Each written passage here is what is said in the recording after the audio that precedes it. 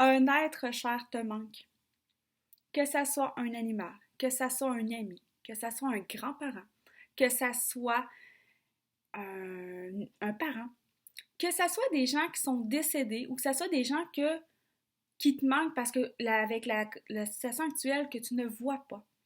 Mais aujourd'hui, je vais vous partager 3 trucs justement pour pouvoir approfondir le tout et ressentir cette personne vraiment près de vous. Ces trucs-là s'appliquent justement comme intervenant, de pouvoir redonner à votre clientèle. Ça s'adresse aussi aux parents qui peuvent avoir vécu des choses ou aussi appliquer au niveau des enfants, peu importe l'âge. Donc, voilà.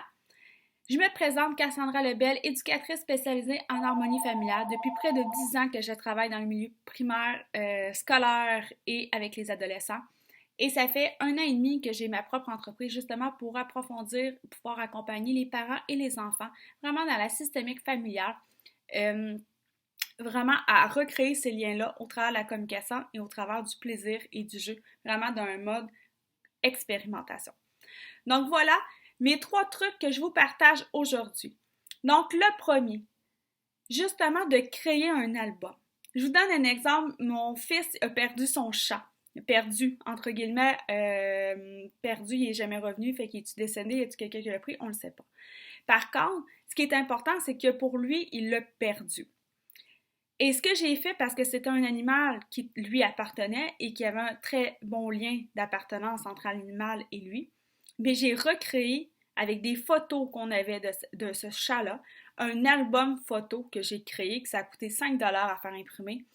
Et cet album-là, l'a près de lui, à côté de son lit, et quand il pense à cet animal-là, il l'a prêt. Fait que ça soit avec une personne ou que ça soit avec un animal, de recréer un album peut être rassurant. Deuxième truc que je vous partage, écrire une lettre à la personne qui vous manque. Écrire une lettre. Si la personne est encore présente, lui remettre. Sinon, de tout simplement écrire et elle va entendre d'une certaine façon, de toute façon, le message que vous allez écrire. Et c'est soit un enfant plus jeune ou quelqu'un que vous aimez moins écrire, mais tout simplement passer par le dessin, d'exprimer par un dessin justement ce que vous avez à exprimer. Ensuite, le troisième truc, c'est avoir un objet. Par exemple, mon fils, lorsqu'il va chez son père, il va apporter un foulard de moi parce que ça va le rassurer, parce que je lui manque quand il va chez son père. Donc, d'utiliser un objet, que ce soit une statue proche de votre bureau, que ce soit une photo, que ce soit une peinture, que ce soit un mot, quelque chose qui représente l'autre personne, idéalement quelque chose qui appartient à l'autre personne qui vous prête ou qui vous ont donné, pour justement avoir un lien, sentiment, puis ressentir cette personne-là auprès de vous.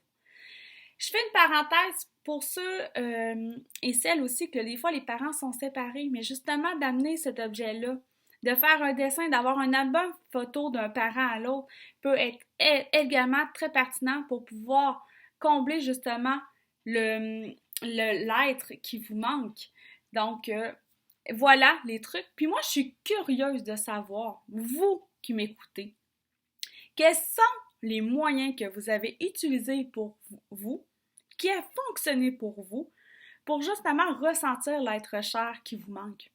Donc, je vous invite à partager en bas de la vidéo vos trucs, de partager, parce que ça peut aider une autre personne aussi qui vit une situation similaire et soyons ensemble pour co-créer, pour créer cet amour-là au travers le monde et c'est tout le monde ensemble qu'on va réussir. Donc, je vous souhaite une superbe journée et je vous dis à très bientôt et je vous dis bye bye.